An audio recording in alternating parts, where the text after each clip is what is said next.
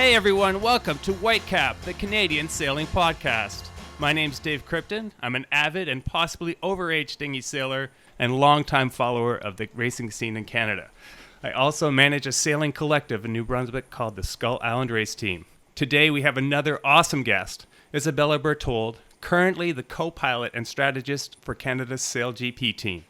As a laser radio sailor, she was two-time recipient of the Canadian Female Sailor of the Year Award, the youngest sailor at 13 to be named to the Canadian Senior National Team, fourth at the World Youth Championships, two-time World Cup medalist. She's also a professional cyclist on the InstaFund Racing team and a sustainability professional. Thank you, Isabella, for coming on the show. Thank you for having me. I'm looking forward to our conversation. Great.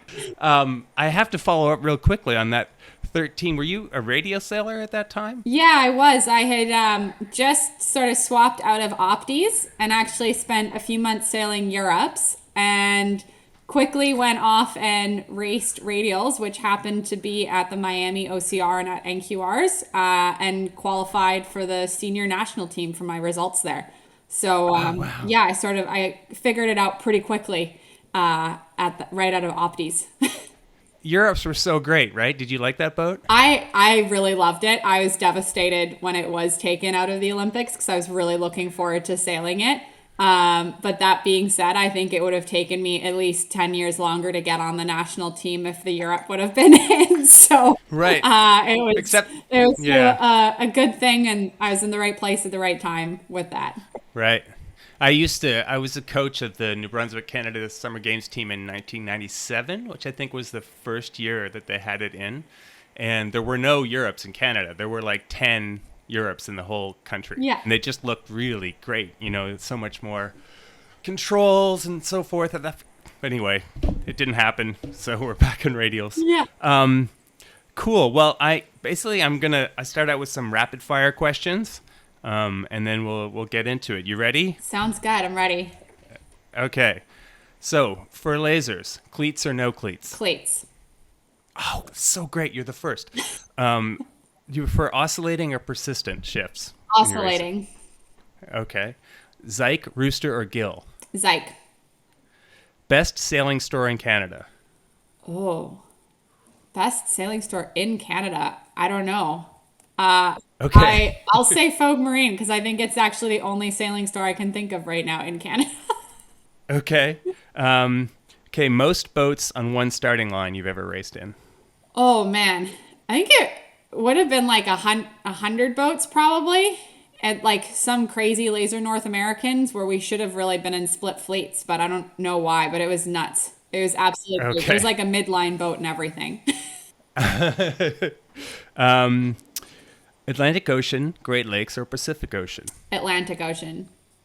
Oh, cool. Okay, this one might be a bit weird. Highest level of sailing you've successfully port-tacked a fleet?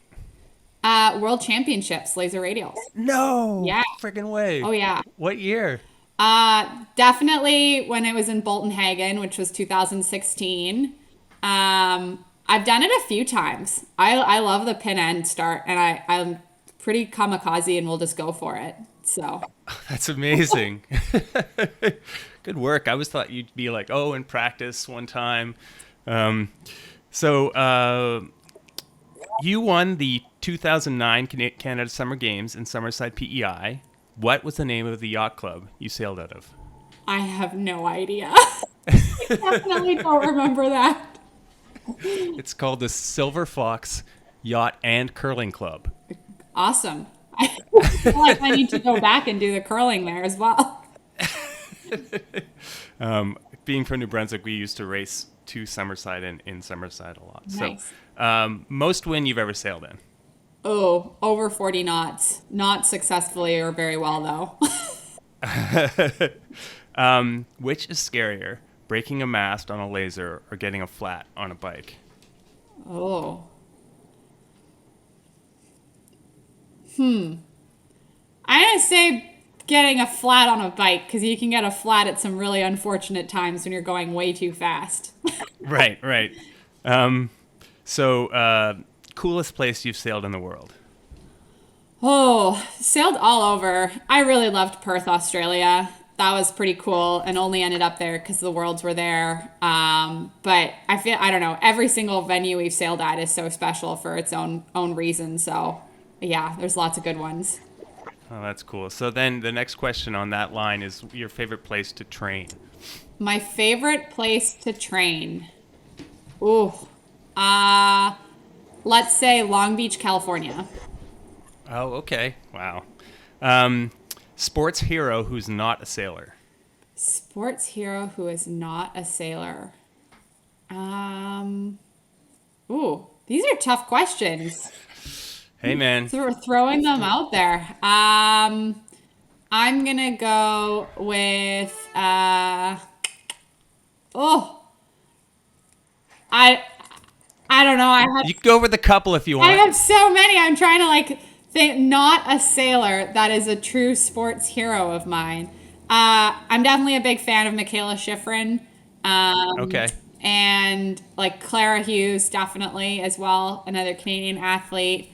Honestly, I have so much respect for any athlete out there, anybody that is pushing themselves to strive and go for that top level in a sport. I will look up to, and it's one of the reasons I love things like Instagram. Kind of can follow along people's journeys and get a lot of inspiration from it as well. That's cool. Sailing achievement you're most proud of. Sailing achievement I'm most proud of. I'm going to say probably my first World Cup medal in Miami in 2013. Just that was a really nice end cap to everything that happened the year before in 2012, and sort of marked an end to that uphill battle back.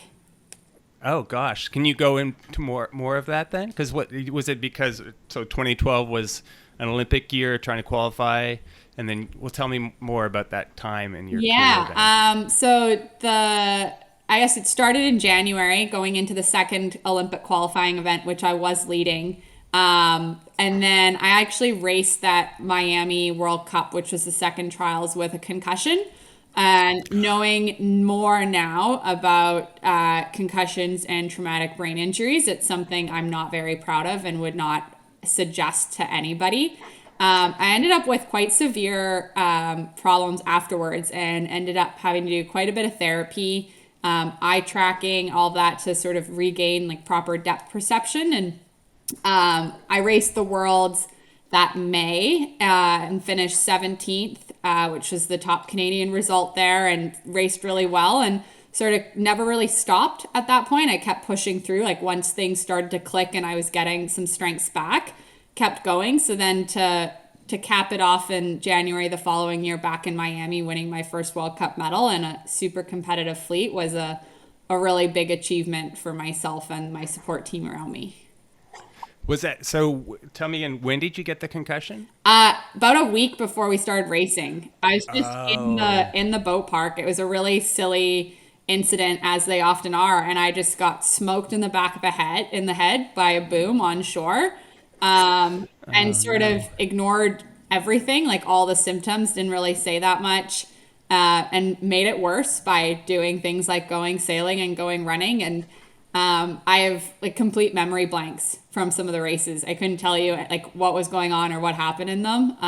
It was pretty crazy. And yeah, understanding more about concussions now, like definitely would never do that, wouldn't recommend it, and will be the first person that if I hit my head to pull myself out and sit, because the long-term damage just isn't worth it. Right. How so what so you had like symptoms, you had nausea and all that kind of stuff right afterwards? Or? Yeah. And I actually flew, haven't talked very much about this publicly, so here we go. It's up to you. I mean, After that event was over, I actually got on a plane and flew to spend some time with my family. Even though I was told that air travel probably wouldn't be the best, I really wanted to go see family. I got off the plane, went for a walk, and that evening ended up in the hospital having seizures. Oh no. So definitely, yeah, hindsight being 2020, would not have done that, which made that significantly worse. So at least I was with family then and had just a lot of downtime afterwards. But yeah, I was lucky enough that I had some good doctors working with me. And so went through various different sort of eye therapy training to definitely depth perception was a big one that I lost, which you don't really realize sailing how important depth perception actually is to the little things. So it took a little while to get it back, and yeah, it's an ongoing thing that I still work on all the time. Oh my God, really? Yeah, Like just vision and yeah, stuff? vision, get it working on that, and it's gotten a lot better now. And yeah, but it's something to be aware of for sure. So I'm guessing you might be a proponent for sailing wearing people wearing helmets, or You no? know, as yes, I really should be. And I think anyone who's learning to sail now should just start learning to sail with a helmet because then you're used to it. It is Yeah. definitely something I tried sailing lasers with a helmet and I could never quite get used to it. Okay. But now, I mean, yeah, on the F50, you're wearing a helmet for good reason. On the GC32, we're wearing helmets for good reason. I have a moth and I've got a helmet that I wear when I sail that as well. Right. Right. So yeah, I I mean, think anyone new should just be wearing a helmet sailing. It would make a huge difference. I still race lasers and I'm 51 and I just started putting a helmet on like 2 years ago, or not even, maybe a year ago. Actually, I started sailing cats a bit, and that's when I was like, "Oh my God, this is a huge boom, and I'm gonna hurt myself." Yeah. And but then I just put it on, and I hit my head even with the helmet, and I'm like, "Well, geez, I should keep this on because I'm hitting my head." But I just think about it like, when I ride a bike, I don't know, I don't like race or anything, but I ride my bike all the time. I've gone over the handlebars maybe twice my whole life, but I've been hitting the head with a boom like probably 50, 60 times. So it just makes sense when you consider how close that goes over your head, 50 times a day, that you probably would be a good thing, like to maybe even make a class rule or something like that. Yeah, I feel like we might get there, or maybe people will slowly just start transitioning as the generations move on. I think that's the that'll be the key. But yeah, it makes sense. I mean, you hit your head so easily. There's other hulls that you can get hit on. I've definitely had a laser bow hit my head hiking before too. Oh So my at the God. start. So like, yeah, we should wear a helmet. It makes zero sense to not be racing with a helmet. So you mean you were sailing upwind and you went Yeah, out you and then just you sort hit of your like head on the bow in front? yeah, it's like, I mean, close contact racing for sure. Thankfully, quite slow speeds in the lasers, but Right. still. Right. So what was the process getting involved with the SailGP then? How did you get on the team? Yeah, it was quite a long process in the end. I think probably the funniest part of mine was it sort of coincidentally just aligned with me wanting to learn how to foil and get back into Okay. sailing. But really, I just wanted to go fast on a boat. Like I owned a laser still. I'd gone out a couple times, but there's something like when you know what it feels like to sail a boat at a really high level, when you go back out and you can't get that exact same sensation, it's more frustrating than anything. So I sort of went, no, you know what? I actually want to try foiling. I'm going to go on winter vacation somewhere warm. I should ask around and see if there's somewhere to like go rent a Wasp or like get some lessons in some kind of foiling boat. I sort of started with the Wasp just because they seemed like a good learning platform. So I started reaching out to people, and next thing I knew, I was on the phone and people were like, Canada's going to have a Sail GP team. And I'm like, what? No, they're not. Like, that's a good joke. Like, come on. Yeah, I was so surprised too. I couldn't Yeah, and believe they're it. like, no, no, no, really, really. Like, I was like, okay, so like was still quite connected within the sailing community, I guess. So I called around a little bit. Next thing I knew, I was pulling my resume together and sending it off, and there were some interview phone calls that followed after that. And then there was still COVID going on throughout all of this. So there's definitely some moving plans where there was certain things booked and then COVID sort of came back up again in January, which slowed things down. And but all of a sudden I was in Portugal going GC32 sailing, which was pretty crazy because really I had just in that time I had chartered a Wasp, so I was doing some Wasp sailing out in Vancouver. But like definitely was not sailing on boats at that point in time, anything similar to GC32. Right. So literally got thrown into the deep end a bit on, okay, we're going sailing again, on a really fast boat, and you have to perform because you're being evaluated all the time right now.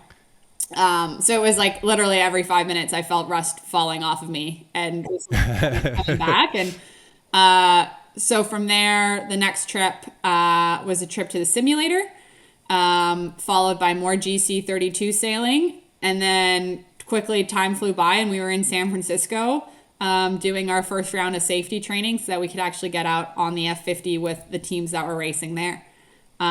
What was it like on the 32? Like, so you've been on a Wasp a few times, Yeah. so you've kind of experienced foiling, but this is a 32-foot catamaran that's going, I don't know, 25, 30 knots. Yeah. How was that experience like the first time when you jumped on? I think because it had been so long too since I'd been on a boat of that size, I think that was almost more fun or a bigger high than the first sail on the F50, which is a little bit silly.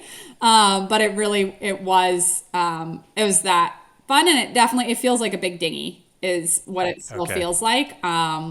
So yeah, it was a blast, and we had glamour conditions in that first camp. Like beautiful wind every single day, super consistent. Sun was out.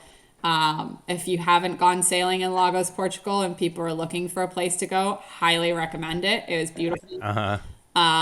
So yeah, it was a super fun process all through the trials and the tryouts, and yeah, learning a ton. Like every single day there is, yeah, you're just trying to learn as much as possible.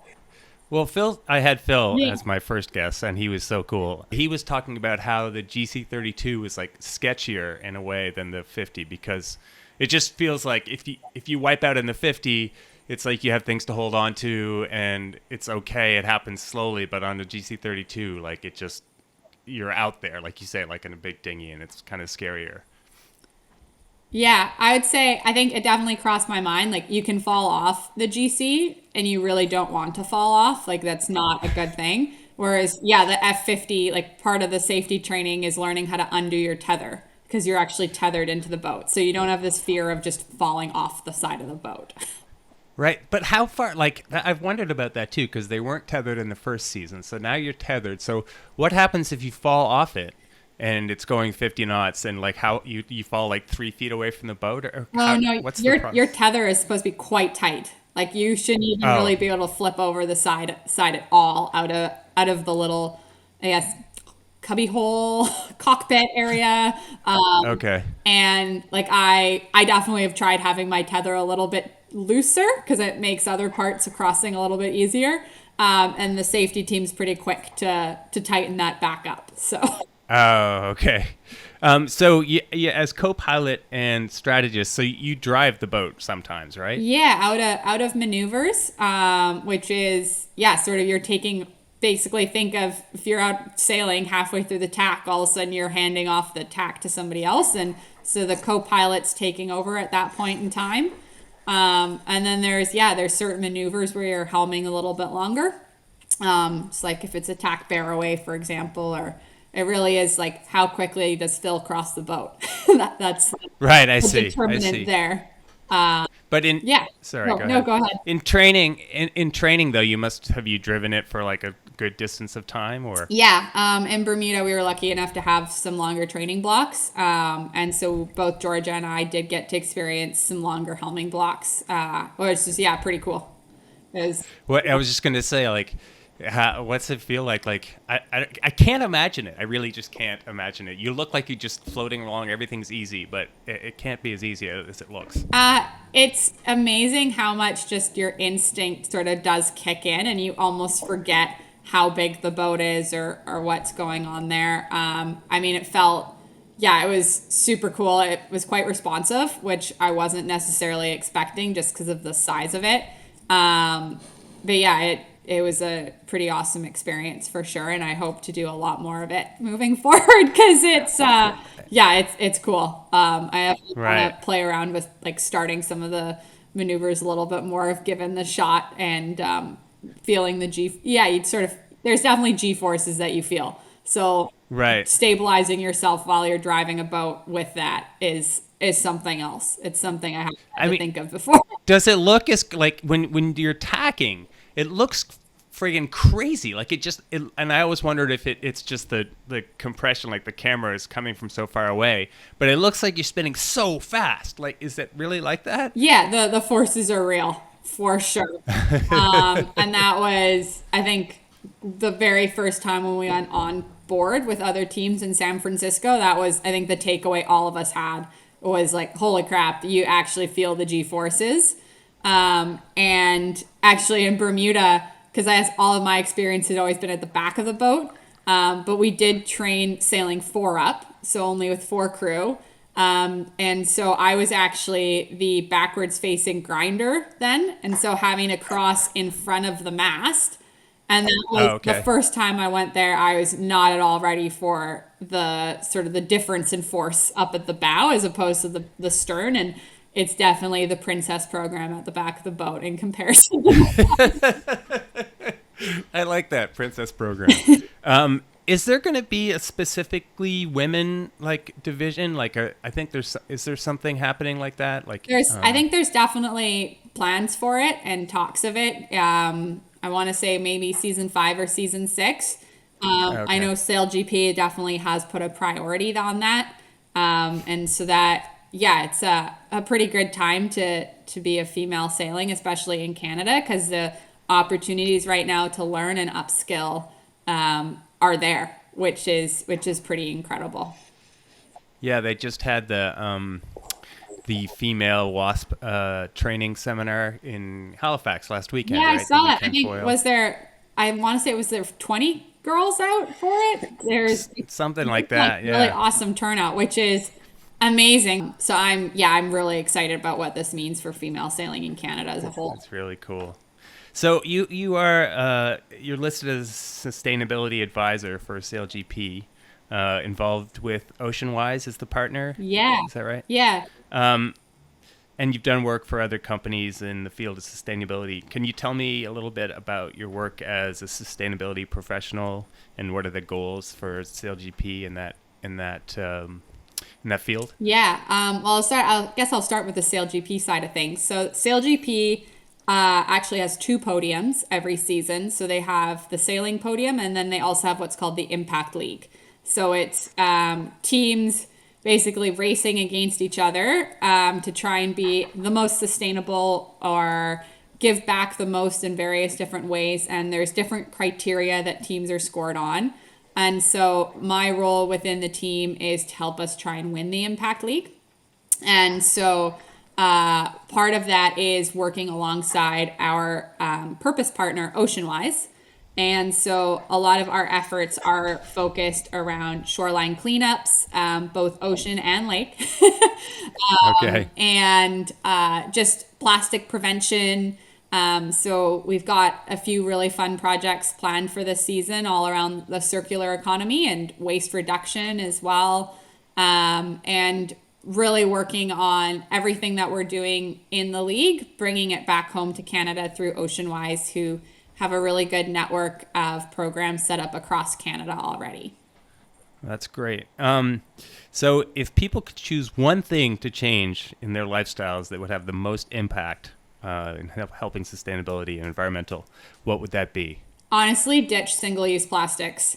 Okay. Yeah, and I think generally like don't really realize necessarily where it is all the time, but like I went and did a beach cleanup yesterday just down by Royal Vancouver Yacht Club, and I filled an entire bag just of plastic cutlery from people out like doing beach barbecues. So like just get a reusable camping set and bring that with you instead. Like those little things really do add up and make a huge difference. Right. I wanted to talk a little bit about this concept of greenwashing. Yeah. How can members of the general public know when you think that a company, for example, is making a kind of genuine attempt to change things, or when they're just kind of making a token step to like seem like they're being environmentally conscious? Yeah. I think sort of 2 things. I think what are they doing in their day to day, and are they actually putting some action and time into what they're doing? And I think the second thing is, are they willing to admit where they're failing? And so I think just in the case of Sale GP and our team, like there's no hiding the amount of shipping things that goes around and the amount of air travel that happens. And one thing that we identified after Bermuda, which is super exciting, is we actually have a traveling fan base as a team, which is amazing from like a team support standpoint. But we also need to work with our fans that when they are traveling to events with us, that they're doing everything they can to minimize their footprint and to try and travel in the most sustainable way possible. Right. So like leading by example around taking transit or biking to the venue rather than jumping in Ubers. So I think, yeah, I mean, if an organization is willing to say we're trying our best, but this is where we're still falling short, then that's a sign that they're actually looking at what they're doing internally and seeing where they can improve. Right, right.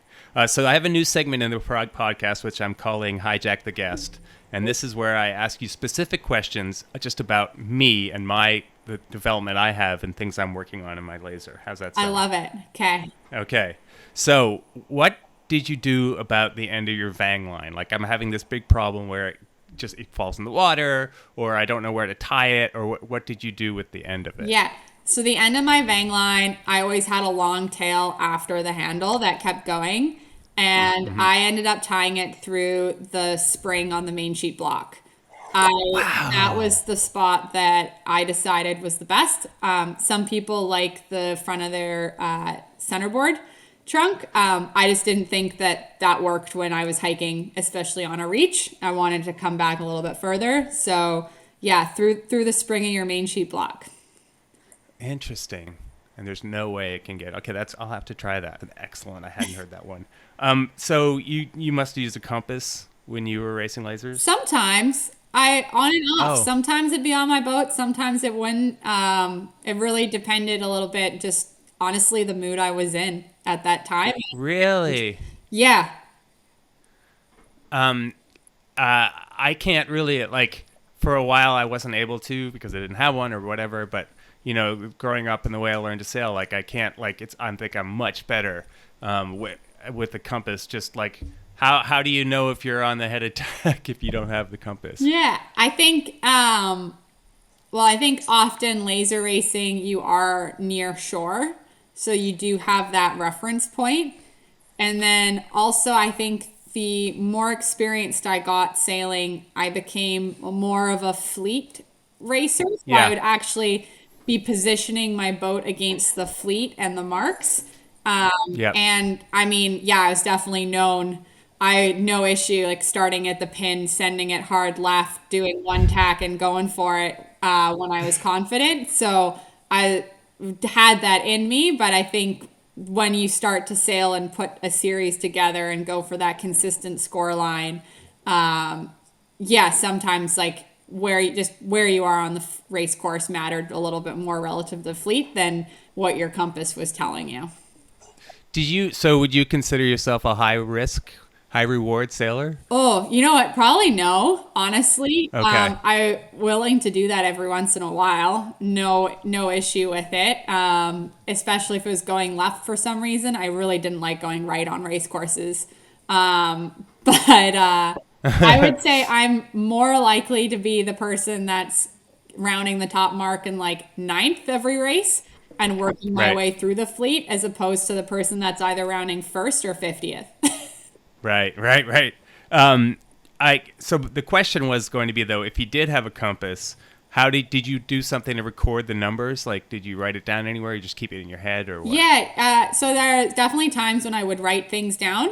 And I just had like a wax pencil that I wrote on the deck. Okay. Especially if it was a venue specific thing, like knowing that I really wanted to know. But often also I think towards the end, I would really only focus on 1 or 2 numbers or actually use it for start line bias, in which case I didn't have that many numbers that I had to write things down anymore. Also definitely depended on the coach that I was working on, and if they were heavy into the numbers and writing things down, Okay. then I sort of often would want to write down the odd number as well, just to have that conversation with them. But Right. Right. yeah, so I mean, it really varied. I'd say it really varied over my career. I mean, I think like what I was going to say, like thinking about like the bigger fleets at the highest level, it must be more about like kind of fleet management than it is about like really like, oh, am I going to go this far for this, to gain on this knock, or am I going to, just keep 3/4 of the fleet to my left? Yeah, definitely. And often, I mean, so much of it is driven by your start. And yeah, I think, if anything, I found the compass would sometimes help actually if you did have a bad start. Like knowing if you've started on a knock and it is shifting, you can do a quick tack out, because at least then you're on the lifted tack. And so you're actually not potentially losing as much as you thought you would be. Whereas almost vice versa of that, if you start and you have a bad start and you're lifted, you're in trouble. It's going to be a bad upwind. Yeah, There's yeah. no real way out of it there. So, and then my third hijack the guest question is, how long should you use a brand new sail before you actually race with it? Oh, I'd throw it up for, I don't know, 2-3 hours maybe max. Oh, okay. And that's all I do. I think there's definitely been times where I put up a sail that's 1 or 2 regattas old and went, oh man, this sail's really nice now. Like it did break in a little bit more. But laser sails wear out so quickly. 2-3 hours of sailing in 10 to 12 knots, and that sail is more than ready to go racing. Okay, cool. All right, so did people in your family sail? Like No, before? no, nobody sailed. I just got signed up for a summer sailing camp. I had a single mom, and sailing camp was an all-day program, which is a dream come true for single parents when they can drop their kid off in the morning, go to work, and arrange some kind of pickup for them in the afternoon. Right. A lot of people have family that sail, and then therefore like kind of have a pathway that they can see through their parents and siblings and so forth. So how was that process different for you, having had a single mom growing up? Yeah. I think it started like right when I was at the beach club. The sailing school I learned to sail at was actually owned at the time by Ross McDonald and his wife. Oh, wow. So I think I had pretty good guidance there, and sort of they pushed me to do my first regatta, and then sort of went, hey, if you like sailing and racing, you should probably go join the race team. I actually had no idea sailing was even in the Olympics until Ross came back with his silver medal. So that was when I became aware that it was in the Olympics. That's amazing. And then likewise, I ended up sort of at Royal Vancouver Yacht Club, and Tina Moberg Parker was the Opti coach.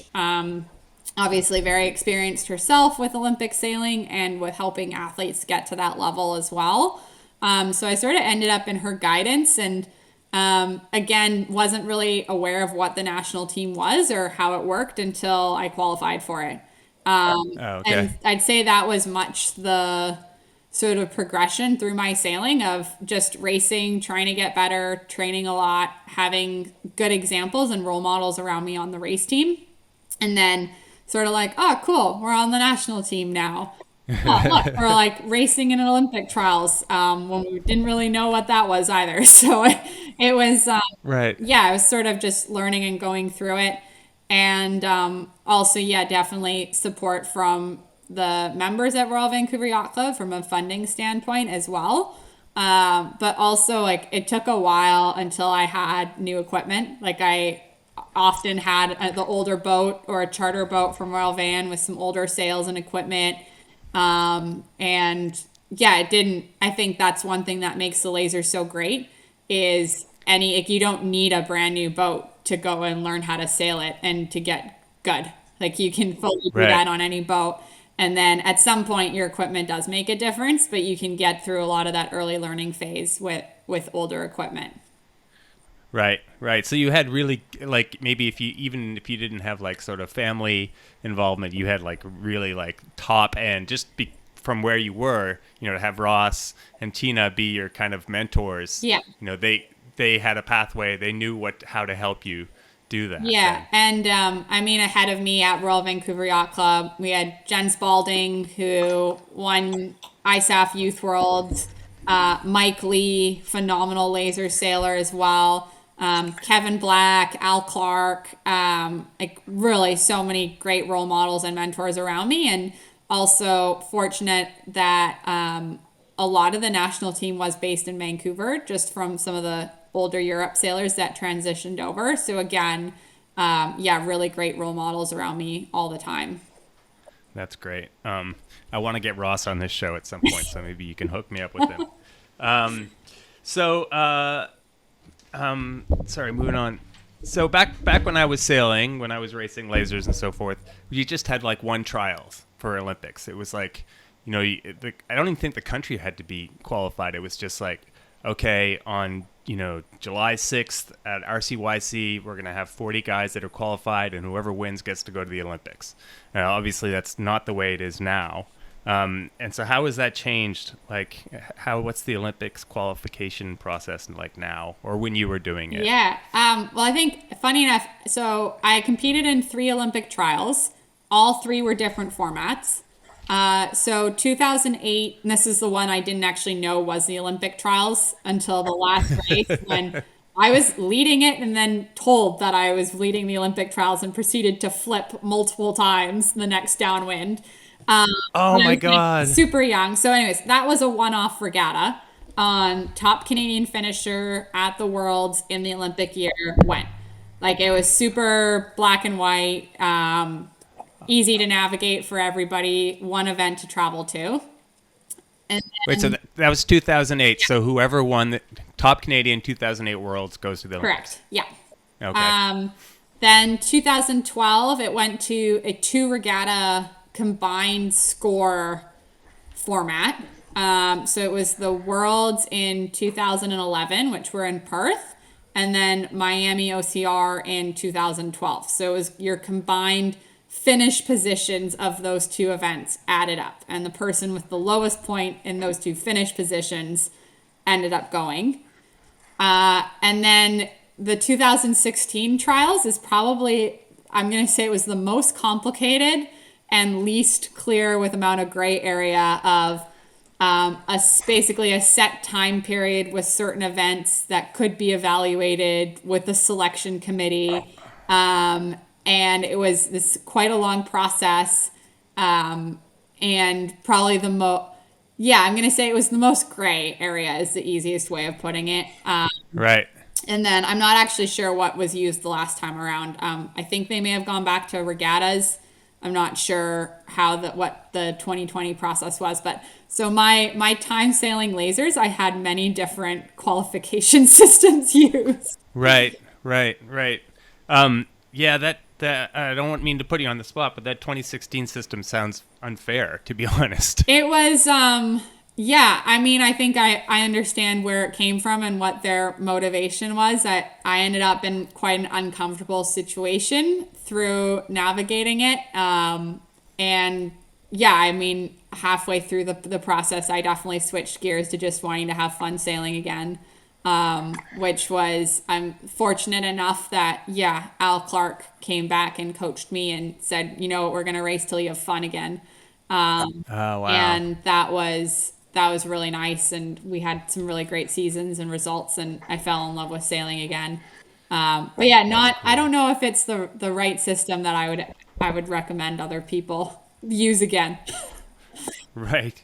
Well, I just had Sarah Douglas on too, and she was saying that and this made sense to me too. I mean, it should be obviously that gray area I think is crazy, but she was saying that people that were medal hopefuls, it would be better to have them qualified earlier than people who, you know, so that they can be like, okay, I know I'm going for sure, now I can just train to get a medal, versus people who, you know, that you want to keep them racing in a high like a high pressure environment right up till really close. I mean, that makes sense, right?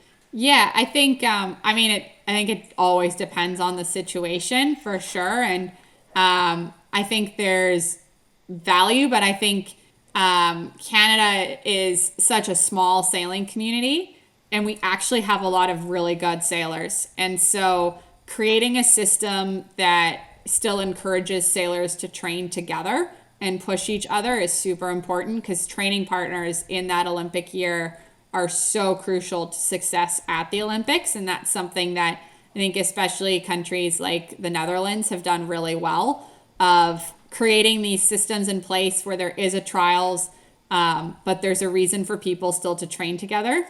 And so when trials end up dragging out over a couple of years, it just doesn't necessarily create that supportive environment where people want to train together and help each other, just really work towards being the best. I mean, I always said it'd be super cool to have Canadians go 1-2 at a Worlds. And that would have been a dream come true for any of us. Right. And so, yeah, I think you want to create a system that encourages that collaboration and that friendly competition, but it's competition on the water and then a productive training environment back on shore. Right. Right. You know, there was a time when Canadians came 1-2 at the Worlds. In 1982, Terry Nielsen won Laser Worlds, and Andy Roy came second. Yeah, and that was a pretty golden era, I'd say. And another one, they didn't come 1-2, but I think there was 4 Canadians in the top 10 at the Laser Worlds in St. Margaret's Bay in 2009. Yeah, was it 09? Yeah, that was. I think that was a pretty impressive showing on the men's side there. That's pretty cool. The reason I know that 82, well, that was when I was kind of starting to sail too, and we had a guy from New Brunswick, Steve Fleckenstein, who came 10th. Well, he's out in Vancouver now too. Do you know? Yeah, Steve's in Vancouver now. Yeah. Yeah. And then I'm gonna in one of the interviews I read, you said this is about the 2016 quad. You said, leading up to the games, I had a lot of success in all the World Cup regattas. My worst finish was 8th place. In 2014, I strung together many top results, and yet I didn't actually get to the games. The Olympic quadrennial is not something I've spoken much about. Can you talk more about that? I mean, we kind of went over it a bit. Yeah, I think it's sort of, I'll talk in high level terms for sure. I mean, yeah, 2013, I had a phenomenal season. Like things were coming together and we were making a lot of progress in the right steps. And I think what people don't maybe realize is that as you get to the top end of the sport, the pressure is more than just the pressure that you put on yourself. But you end up carrying a lot of added pressure for the sporting organization as well, and the funding that they receive for the results that you get. And so there are more strings attached to things that you do as your results get better. And 2014 was definitely a year that I started to experience that. And all of a sudden, making a wrong decision on the race course didn't just have a results consequence, but a financial consequence as well. Which it changes the game of sailing. And that started to spiral for sure. And I was working with some coaches at the time who weren't necessarily the best fit, I don't think. And that really took that down to a next level. And yeah, it was definitely, I think, layer on quite a gray Olympic qualification system with certain people making decisions. You really start trying to figure out what your next step is and how to get better and get back on track. But the decisions that you're making aren't necessarily your own or for the right reasons. And so it became, sailing was a super negative place for me.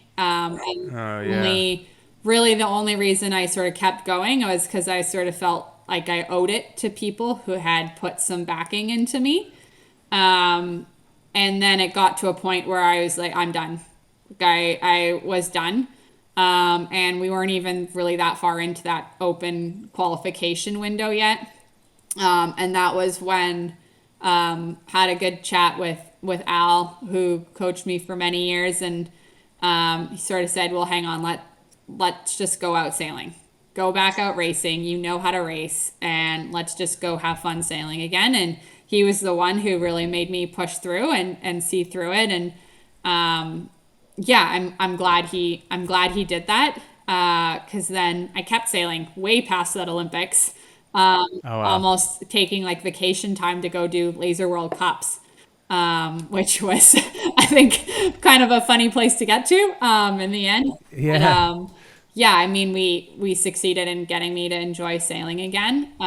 Was there anything specific that he did? Like, did he say, go out and sail backwards, or what was it that No, he it did that was made you have just fun? honestly creating a really comfortable environment again, one where I didn't have to think about everything I was going to say, think about what I did and how that reflected, who that might influence, what dollars may or may not come into a program because of something that was done or said, or who I'm working with or training with or not training with.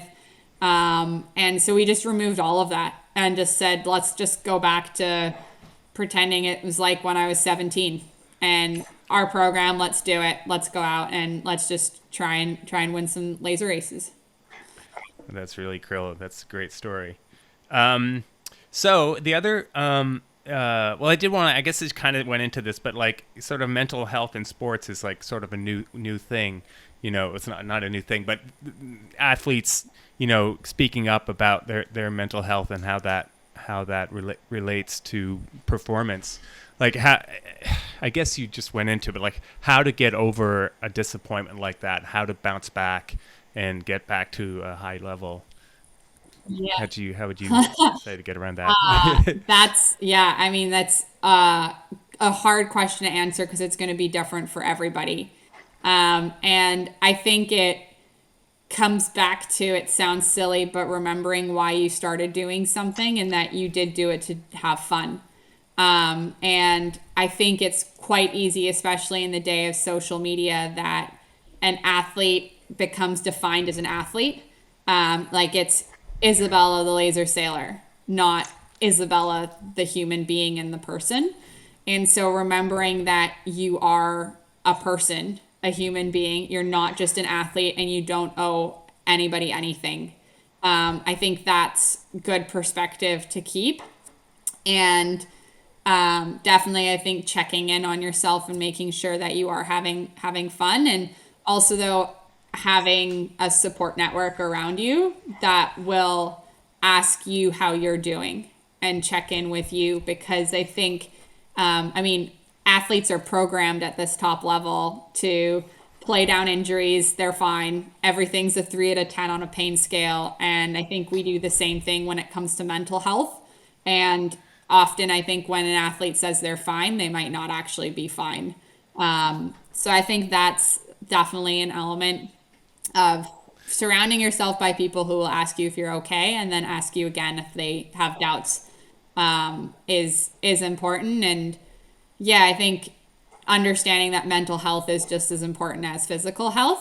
Right. And also how it ties into things like concussions and other injuries that people go through, and life events, and having that compassion. And I think that if coaches understand that as well, then that will trickle down throughout an entire sailing program. Right. That's good. Very simple and good advice. Remember that you're a human being. Yeah, it's You're not really just a easy support to system forget. for a laser. Yeah, exactly. Yeah. So, switching gears, listener questions. Yeah. Almost all the questions were regarding cycling and sailing. And that's one of the reasons I didn't get into it.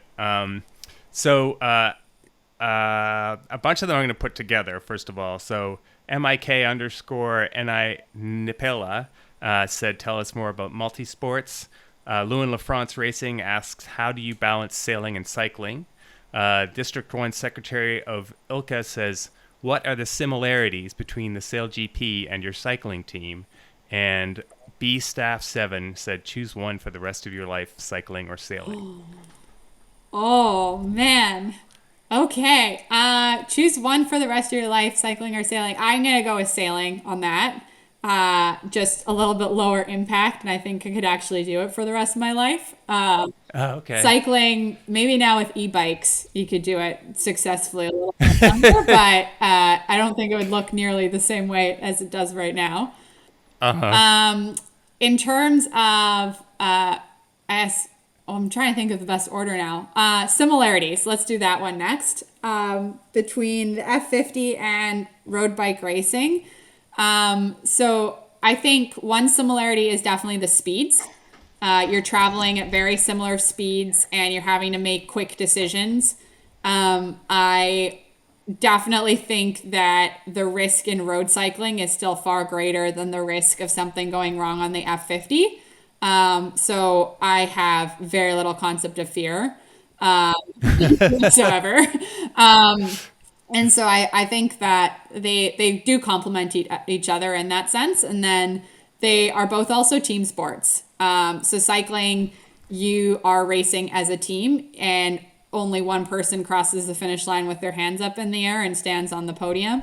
But it definitely is a team effort, both while you're racing and when you're not racing, like the pre and post. And I think that's another similarity with Sail GP is that you're racing on a team. And so everybody needs to show up prepared and ready to race to the best of their ability because everybody needs you there. And that includes the before and after as well, with getting the boat ready to go out, coming back in, putting the boat away.